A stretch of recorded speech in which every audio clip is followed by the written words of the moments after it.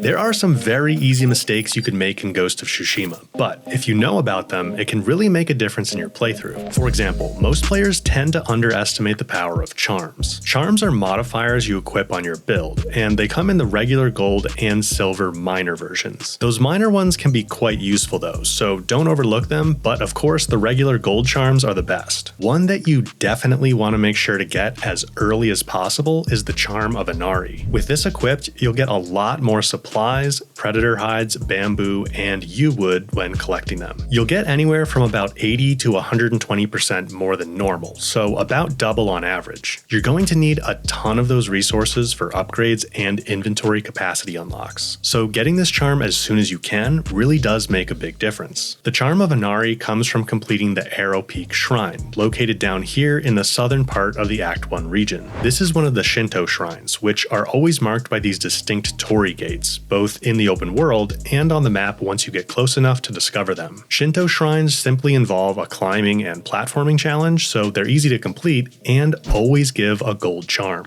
Another one that's nice to get early is the Charm of Okinanushi, which comes from the Mending Rock Shrine over here on the map. This one will let you passively recover health while outside of combat. Now that becomes much less useful as you get more comfortable with the combat system and increase your max health and resolve charges. But early on when these are limited, the charm is pretty nice to have. I like to slap it on an unused outfit so I can quickly switch over to it when I need to heal up and then switch back to my main outfit. Oh, and remember, you can apply the same charm to as many outfits as you want once you have it. I definitely made the mistake of thinking they could only be equipped on one outfit at a time for a while during my first playthrough. Not all of your charm slots can accept the regular gold ones though, so you'll want to pay attention to minor charms too. A lot of players ignore these at first, but being able to customize your build with additional charms is really helpful, and most of the charms in the game are the minor variety, which come from completing side quests. By default, a few of your charm slots will be locked though, and to unlock them, you need to find Inari shrines. Inari shrines are always marked by a distinct yellow-leafed tree with lots of glowing fireflies around it and a very enthusiastic fox at the base. The fox will coax you into following it to the shrine a short distance away, where you simply need to honor it. Doing so will give you a point towards unlocking a new charm slot, but you'll need quite a few Inari shrines to unlock all the slots. So to find them easily, you can spend a technique point on the Wind of Inari Guiding Wind ability. Now on the map, you can set your Guiding Wind to direct you to the nearest fox to find them easily. You can unlock Guiding Wind abilities for a number of things too, like those Shinto shrines that have the gold charms, and also bamboo strikes and hot springs. Hot springs can be bathed in to permanently increase Jin's maximum health, so those are definitely worth seeking out, though you don't necessarily need the Guiding Wind for them. If you just remember to look up often enough, you can look for white steam rising in the sky and make your way towards that. I think a lot of players do tend to seek out the hot springs, but then overlook the bamboo strikes, which are, in my opinion, even more important. Bamboo strikes give you points towards increasing your resolve, which are the golden healing charges above your health bar. So basically, bamboo strikes permanently increase your ability to heal. You can often find them in or near major settlements, but there's a bunch out in the open world and it can be a bit tricky to track down enough of them. I would definitely seek out a bunch of bamboo strikes early on to increase your resolve as much as possible, but they require you to press a sequence of buttons very quickly.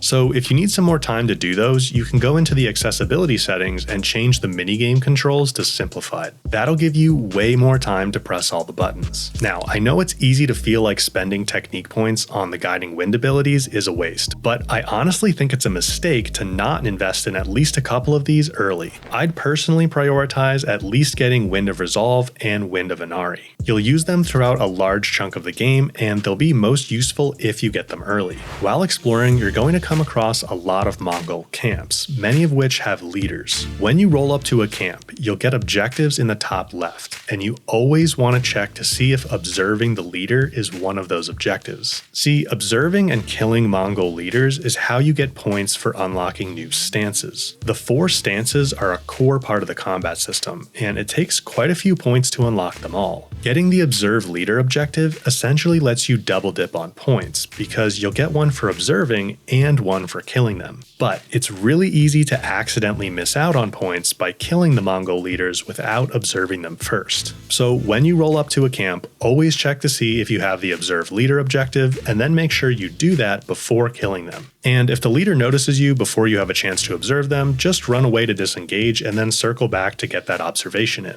Not all camps have a leader, and not all that do will give you the objective, so just make sure to always keep an eye out for it. But speaking of stances, not using the correct one and generally misunderstanding what they do and how to use them properly is a very common mistake as well. I'm still working on my essential combat guide, but the main thing to understand about the 4 stances is that they massively change your heavy attack and how effective that heavy attack is at breaking an enemy's block and staggering them. Matching the correct stance heavy attack with the enemy you're up against makes a huge difference. Take a look through the stances and you'll see that each one is specifically effective against swordsmen, shieldmen, spearmen, and the larger brute enemies. In combat, you always want to be switching to the correct stance for the enemy you're currently facing, and using that stance's heavy attack to break their block, which staggers them and opens them up for an attack. You can get fancy later on with the various combos the stances give you, but your bread and butter is going to be staggering an enemy with a few hits of the correct stance's heavy attack, and then going for a flurry of light attacks to finish them off. Even on higher difficulties, that's going to take enemies down very quickly. But once they are down, you may have noticed enemies aren't always totally dead. Sometimes they're still kicking a bit and you need to end their suffering. It's very easy to forget to do this, but it's actually quite important.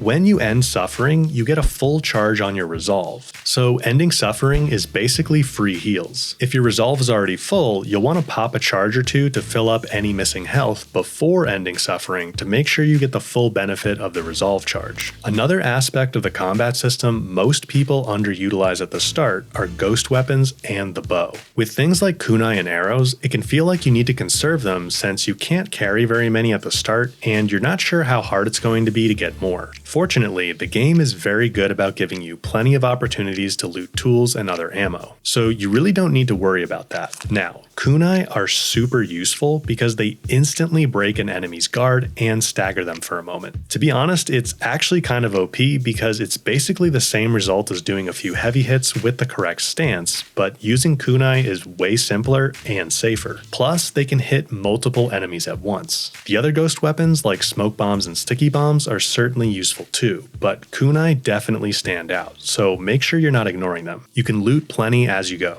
Even more slept on than kunai are wind chimes. These are probably low down the list of ghost weapons you wanted to unlock, but that would be a mistake. The intended use for wind chimes is to bait a single enemy to the exact spot you want them for a stealthy assassination, and they work quite well for that. So if you're a stealthy player, you're definitely going to want these. But wind chimes also have a hidden ability that can be quite useful as well. See, the highlighted trajectory you get when aiming to throw a wind chime outlines the enemy that will get alerted. That's intended to show you who's going to be baited, but the key thing is that you can see their outline through walls and other obstructions, just like using the focus hearing ability. Of course, you can use focus hearing to see lots of enemies at once, but it has limited range, especially before unlocking the higher levels. So this wind chime recon trick can come in handy when you're trying to establish where all the enemies are from far away. Also, there's sometimes a bonus objective in camps to detect a certain number of enemies without using focus hearing, and detecting them with the wind chime like this actually counts for that. I think people sleep on the short bow as well, since it's kinda weak to begin with. But once you upgrade it a few levels, it becomes much stronger, and unlocking concentration makes it way easier to aim. You can safely snipe enemies from relative safety, and even though their comrades will find their bodies and blow horns to alert the camp, they basically all just come running over to the body and then go back to doing whatever they were doing after a moment. They won't detect you as long as you stay reasonably hidden. So an upgraded bow is really useful for thinning the herd before heading in to take out the rest of the camp. Keep in mind, you can basically shoot the bow through corners of walls when you're in a situation where you can't sneak up to pull off an assassination. But you won't have much space in your quiver at first, and it's easy to forget to check in with the trapper merchants to upgrade the quiver as well as your carry capacity for tools. Upgrading lets you carry a lot more, which makes your bows and the various tools much more useful. Oh, and also keep in mind that different trappers have different things to sell you too. For example, some of them actually sell gold, which is required for some of the higher level katana upgrades. As you've probably found already, katana upgrades are really important, but it's easy to miss out on getting some of the higher level upgrades early because you lack gold. Having that Charm of Inari we mentioned earlier will help you rack up resources that you can trade to the trappers for that gold, as well as other items and resources you might need.